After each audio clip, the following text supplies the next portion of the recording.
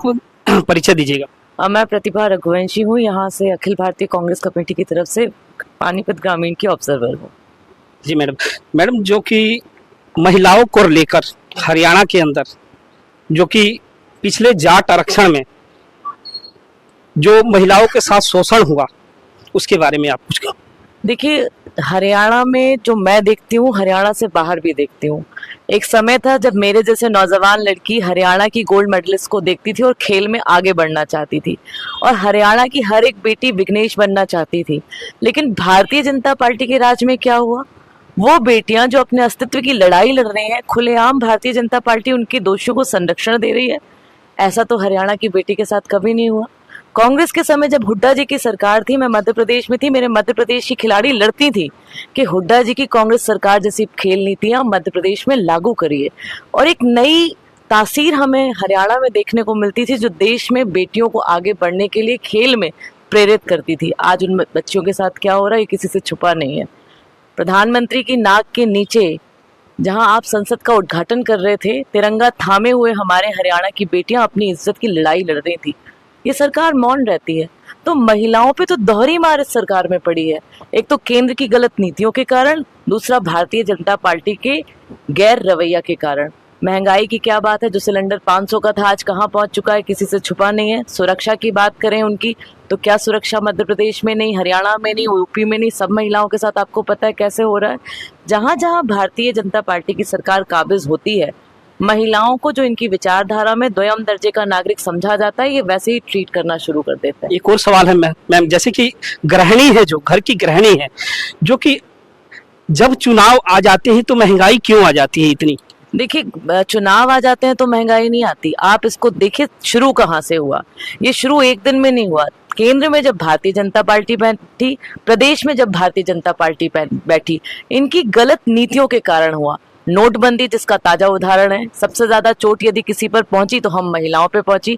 हमारी पेट की जो काट कर हम अपनी पूंजी बचा कर रखते थे, उसको एक दिन में काला धन ठहरा दिया गया, बैंकों के नीचे लाइन लगा दी गई, गलत नीतियां बनाकर महंगाई बढ़ा दी गई।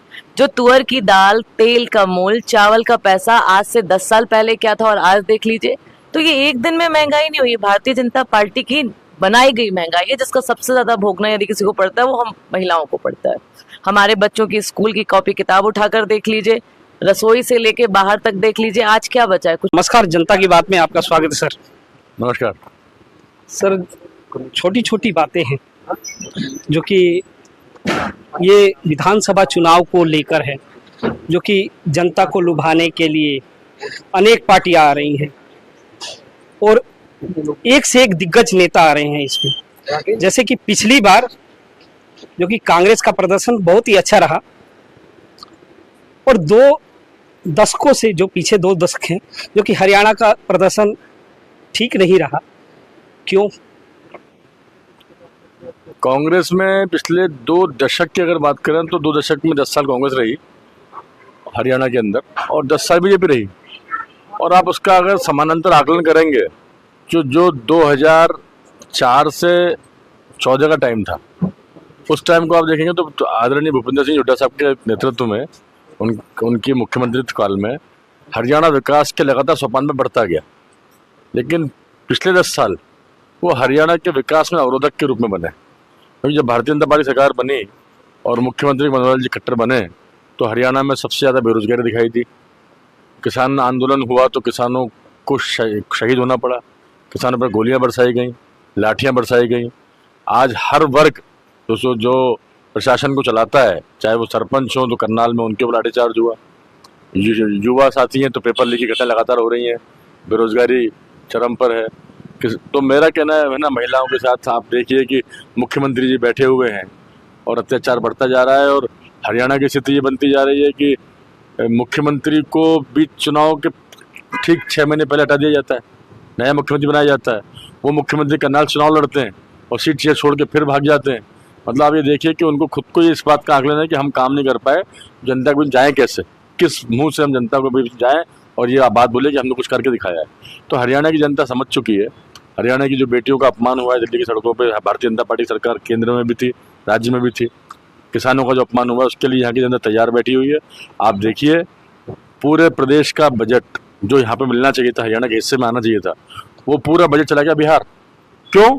क्योंकि प्रधानमंत्री जी को बचानी है अपनी कुर्सी, तो उन्होंने बिहार की सरकार की कृपा से, बिहार से नीतीश कुमार की कृपा से बैठे हुए हैं, तो उन्होंने पूरा बजट वहां दे दिया अपनी बचाने की कुर्सी।